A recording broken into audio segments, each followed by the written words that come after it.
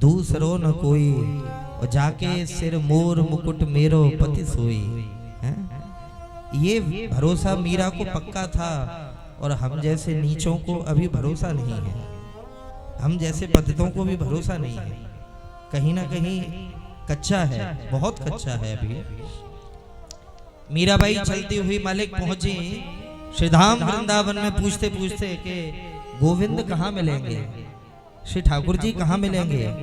तो सज्जनों, जिस समय मीराबाई आई कुछ दिन वृंदावन में रुकी, श्री राधा दामोदर जी मंदिर के बगल से गली है, उस गली में आज भी मीरा का मंदिर है जहां मीरा कुछ दिन रुकी थी। और फिर प्राय स्त्री इस प्रकार की नहीं हुई थी उस समय जो संतों के बीच में नच रही हो, गा रही हो, नृत्य कर रही हो झूम झूम करके। मेरे भाई बहन, जब लोग उनको वहां घेरने लग गए तो मीरा छोड़ करके मथुरा चली गई। मथुरा गई और मथुरा दर्शन करते हुए पूछा कि ये मंदिर किसका है। ये मंदिर द्वारिकाधीश का है। द्वारिकाधीश का?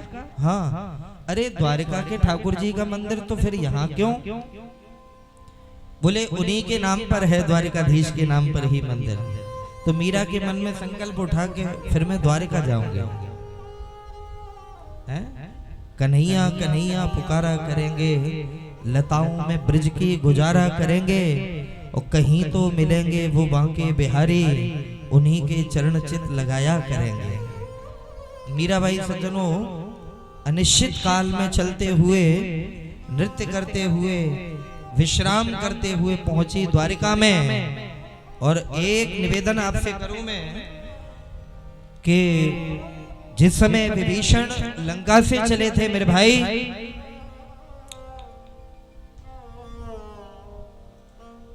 चला विभीषण प्रभु पहि जबहि, आयुहीन भय सब तबहि। जैसे श्री विदुर जी महाराज कौरवों को त्याग करके, कौरवों को छोड़ करके जब चले थे मेरे भाई बहन, उसी समय लिखा कि सन निर्गता कौरव पुण्य लब्धो। श्री विदुर जी महाराज कौरवों का पुण्य लेकर के निकल गए, वहां भी वो मृतप्राय हो चुके थे कौरव। विभीषण निकला तो लंका के वासी मृतप्राय हो चुके थे, श्रीहीन हो चुके थे। और याद रखें, महापुरुषों की वाणी बता रहा हूं, मीरा ने जिस समय मेड़ता और वो इलाका छोड़ा, भयंकर दुर्भिक्ष पड़ गया वहां पर, भयंकर दुर्भिक्ष पड़ गया, अकाल पड़ने लग गया। क्यों? क्योंकि वैष्णव का अपराध हुआ, बहुत बड़े श्रेष्ठ वैष्णव का अपराध। बारिश होना बंद हो गई, धरती ने अन्न देना बंद कर दिया, तो लोग बड़े व्याकुल हो गए, परेशान हो गए। किसी एक महापुरुष ने कहा कि हमें लगता है कि तुमने किसी न किसी वैष्णव का अपराध किया है, किसी सच्चे वैष्णव का अपराध किया है। कौन? लोग चर्चा करते रहे और चर्चा करते करते निचोड़ निकला कि अरे हमने मीरा को उल्टा सीधा कहा था। लोग कहें मीरा भई बाबरी, सास कहें कुलनासी रे, ऐसे ऐसे शब्दों का प्रयोग किया उनके लिए। कहीं ऐसा तो नहीं कि मीरा वाकई सचमुच बहुत बड़ी भक्ता हो। और जब ये भाव आया तो प्रमाण है कि लोग राजस्थान मेड़ता से कई लोग टोली बना करके रोते हुए, फोन तो चलते नहीं थे पहले, फोन तो चलते नहीं थे जो लोकेशन ले लें, जानकारी कर लें। चलते हुए लोग पूछते पूछते पूछते पूछते वृंदावन तक आ गए। वृंदावन पूछा कि यहाँ एक स्त्री आई थी क्या जो नचती है, गाती है, मीरा नाम है। तो लोगों ने कहा हाँ हाँ वो मथुरा गई थी। मथुरा पहुंचे लोग, मथुरा से अरे द्वारिकाधीश मंदिर में जब जानकर, अरे वो द्वारिका जाने की बोल रही थी। लोग अनिश्चित काल में द्वारिका पहुंचे और कमाल हुआ, जब द्वारिकाधीश के मंदिर में लोगों ने प्रवेश किया तो मीराबाई भुजाएं उठा करके नृत्य कर रही थी, द्वारिकाधीश के सामने नृत्य कर रही थी। और जब नृत्य पूरा हुआ, मंदिर के बाहर मीरा आने लगी और जैसे मुख्य द्वार से मीरा बाहर आई, जितने लोग थे जो राजस्थान से मेड़ता से गए थे चरणों में गिर पड़े। माँ, हमसे गलती हो गई है तो उसको क्षमा कर दो। अगर हमसे कोई भूल हुई है, हमने जो भी आपसे अपशब्द कहे तो आप क्षमा कर दो, कृपा करके अब लौट करके मेड़ता चलो। मीरा ने जैसे देखा कि भैया आप लोग कहां से? हम आपकी जन्मभूमि से हैं, आपके यहाँ से हैं। और जब मीरा ने देखा कि अरे भैया आप लोग यहाँ तक परेशान हुए, बोले नहीं माँ, हम आपसे निवेदन कर रहे हैं कि अब आप चलो, क्योंकि अकाल पड़ रहा है वहां पर, और हमारा भरोसा है कि आप पहुंचाओगी तो वो स्थान अपने आप परम पवित्र हो जाएगा। मीरा खड़ी खड़ी उन लोगों को देखती रही और सोच रही थी कि ये वही लोग हैं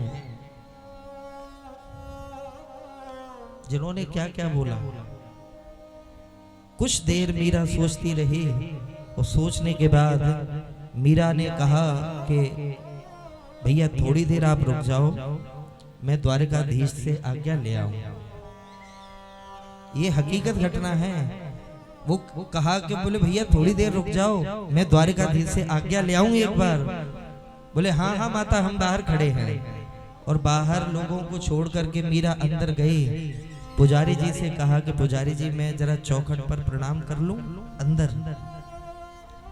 वहां के सब पुजारी वगैरह सब जानते थे मीरा को। बोले हाँ हाँ मीरा, जरूर जरूर। पुजारी जी बाहर प्रसाद इत्यादि कुछ सेवा देने लग गए। मंदिर ऐसा प्रतिबंध नहीं था उस समय। मीरा अंदर जाकर के प्रणाम करने के लिए द्वारकाधीश के मंदिर में अंदर गई। और सज्जनों, कुछ देर हुई, मीरा जब नहीं निकली अंदर से बाहर, तो पुजारी जी जहां प्रसाद बाहर दे रहे थे, पुजारी जी ने कहा कि अरे मीरा आई नहीं। पुजारी जी प्रसाद का पात्र लेकर के लौट करके अंदर गए तो क्या देखते हैं कि द्वारकाधीश का मुंह खुला हुआ था और सशरीर मीरा द्वारकाधीश के मुख में समा गई। सशरीर मीरा द्वारकाधीश के मुख में समा गई। मीरा की साड़ी का पल्लू श्री ठाकुर जी के मुख में जाता हुआ दिखा। लोग पछाड़ खा करके रोते रह गए, पछाड़ खा करके रोते रह गए। ऐसे ही वो परम भक्ता मां मीरा। आहा। तो ये बात मैं इसलिए कह रहा हूं, ये आपको मैं सुना नहीं रहा, इन बातों से मुझे भी बड़ा बल मिलता है। समझ रहे हैं आप? ये कथा जो है ठाकुर जी की कृपा है कि वो कहलवाते हैं, लेकिन हकीकत बात ये है कि इन कथाओं से मुझे भी बड़ा बल मिलता है। मेरा विश्वास श्री बिहारी जी बना करके रखते हैं, श्री प्रिया जी विश्वास बना करके रखती हैं। इसलिए मुझे भरोसा है कि कोई आए ना आए, गोविंद जरूर आएंगे, श्री ठाकुर जी जरूर आएंगे। इसलिए प्रयास करो मेरे भाई, प्रयास करो कि 84 लाख योनियों के बाद ये मानव देह हम सभी को मिला है। 84 लाख योनियों के बाद। और उससे भी बड़ी बात, मैं कितने अपने भाग्य को सराहूं कि मेरे पूर्वजों की कितनी बड़ी कृपा, मेरे पूर्वजों का कितना बड़ा आशीर्वाद कि मुझे श्रीधाम वृंदावन मिला। श्रीधाम वृंदावन मिला। आहा। उस वृंदावन में कौन सा वृंदावन? राधा कराव चित पल्लव बल्लरी के, श्री राधा पदांक विलसन मधुर स्थली के, श्री राधा यशो मुखर मत खगावली के, श्री राधा बिहार विपिने रमताम मनो में। जिस श्रीधाम वृंदावन में आज भी प्रिया प्रीतम विहार करते हैं। आहा। आज भी श्री प्रिया प्रीतम विहार करते हैं। तो बड़ी सुंदर पंक्ति है। एक अर्ज मेरी सुन लो, दिलदार है कन्हैया। एक अर्ज मेरी सुन लो, दिलदार है कन्हैया। कर दो कर दो कर दो अधम की नैया, उस पार है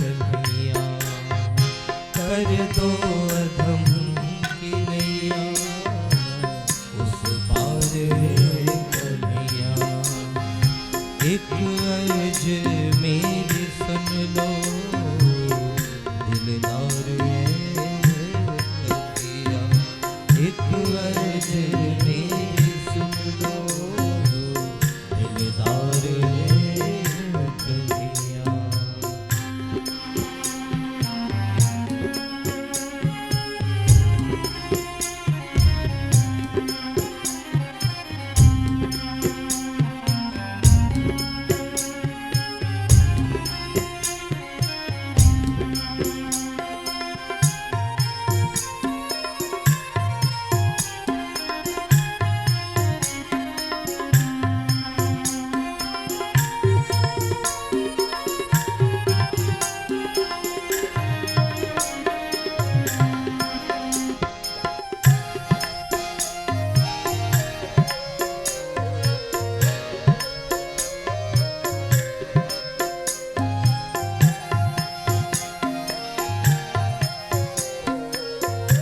गाइए प्रेम से।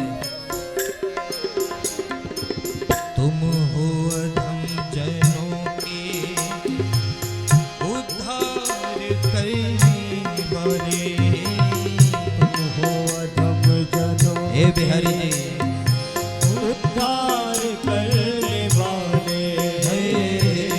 तुम हो अधम जनों के उद्धार करने वाले, हे बिहारी जी उद्धार करने वाले। और अधमों में मैं हूँ लेकिन, अधमों में मैं हूँ लेकिन सरदार है कन्हैया। अधमों में मैं हूँ लेकिन सरदार है कन्हैया, एक अर्ज मेरी सुन लो दिलदार कन्हैया, एक अर्ज मेरी सुन लो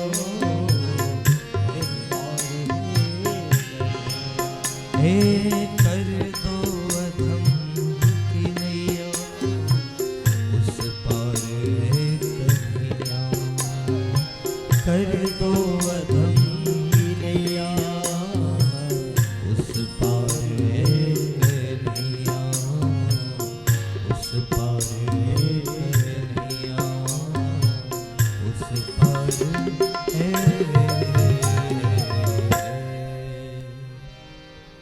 एक अर्ज मेरी सुन लो दिलदार है कन्हैया। शब्द कुछ भी हो, चाहे श्लोक में हो चाहे भजन में, लेकिन भाव सबका यही होना चाहिए। क्योंकि मेरे भाई बहन, जब भी कोई यात्रा करी जाती है तो उस यात्रा की हम लोग तैयारी करते हैं कि नहीं? आप बताओ, करते हैं कि नहीं? मायके जाना हो तो साड़ी 2-3 दिन पहले से देख लेंगे कौन सी ले जानी है। आप लोग भी कहीं यात्रा करेंगे तो देख लेंगे सूट पैंट कौन सा ले जाना है। हम लोग भी जाते हैं तो धोती बगलबंदी कुर्ता इत्यादि देख लेते हैं कि हाँ भाई इतने दिन रहना है, पूजा पाठ तिलक चंदन इत्यादि सब करते हैं ना तैयारी। 2, 4, 10, 20, 50 दिन की यात्रा में भी हम लोग इतनी बड़ी तैयारी करते हैं। तो मेरे भाई बहन, जीवन की जो सबसे बड़ी यात्रा जो हमको करनी है वो कमाल की बात, मायके की यात्रा करो ना करो, ससुराल की यात्रा करो ना करो, दोस्त यारों के साथ में यात्रा करो ना करो, लेकिन वो यात्रा सबको करनी पड़ेगी, कोई बाकी नहीं रहेगा। वो यात्रा सबको करनी है। तो मैं आपसे पूछ रहा हूँ, जब इस यात्रा की हम लोग इतनी तैयारी करते हैं, उस यात्रा की तैयारी करी क्या थोड़ी बहुत? सोच रहे उस यात्रा की तैयारी करी क्या? नहीं करी भाई, नहीं करी। जन्म तेरा बातों ही बीत गयो, अरे तूने कबहू न कृष्ण कहियो। इसलिए नारायण अब चेत, अब ये सावधानी की बात है। द्रग द्रग नहीं तेज देह जब डगमग, पग पग मग मग अलग परम, चग चग मुख दंत बचन जब फग फग, जम अनुचर लग भग झगरम, भगवत भज चेत सुभग नर। ऐ भाग्यशाली मनुष्य। भाग्यशाली क्यों कहा? बोले भाग्यशाली इसलिए कहा कि बड़े भाग मानुष तनु पावा। ये मानव देह मेरे भाई बहन सबसे दुर्लभ है, सबसे दुर्लभ है। इसी देह से ही हम लोग भगवत प्राप्ति कर सकते हैं, भगवान का नाम ले सकते हैं। इसलिए निवेदन, अपने मन को गिरिराज बना लो, घर में रहो, परिवार में रहो, खुशी से रहो, क्योंकि ये भी परिवार तो गोविंद ने ही तो दिया है, ठाकुर जी ने ही तो दिया है। परमात्मा का दिया हुआ प्रसाद समझ करके सज्जनों इस परिवार का खूब आनंद में इस परिवार के साथ में रहो, लेकिन ये समझ करके कि ये गोविंद का दिया हुआ है और हम भी गोविंद के दिए हुए हैं। एक ना एक दिन उन्हीं के पास जाना है। राधे राधे। राधे राधे। इसलिए हमेशा